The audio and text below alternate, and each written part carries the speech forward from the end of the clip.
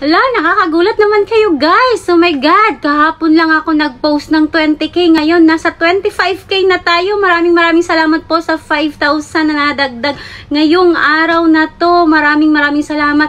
Kanina lang ako nag-post, sumakay lang ako ng bus. Nag-25 na tayo ha. Anyways guys, morning duty ang mami nyo ngayon. Pero tuloy pa rin ang ating pagre-reels. Kahit saan guys, magre-reels pa rin tayo. Kaya sana kayo din, tuloy-tuloy lang. At huwag kayong mag-alala guys.